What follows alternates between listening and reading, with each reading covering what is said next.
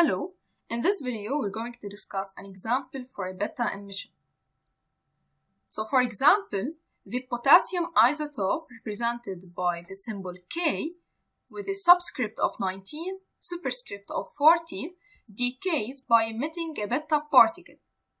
So it forms a nucleus of the calcium isotope represented by Ca with a subscript of 20, superscript of 40. So this decay is shown in the following equation. Let's check if the laws of radioactivity applies to this equation. We have agreed that in a radioactive decay, the charge and mass number should be conserved. Let's check the conservation of the charge number.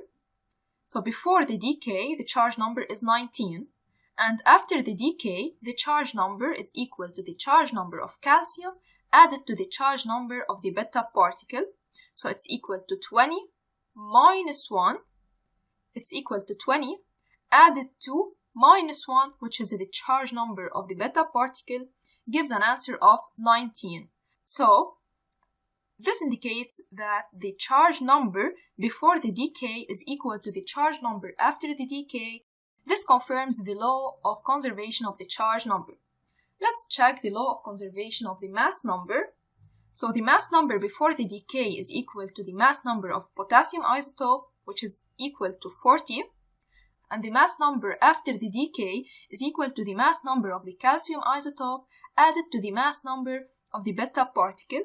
So it's equal to 40, which is the mass number of the calcium isotope, plus 0, which is the mass number of the beta particle.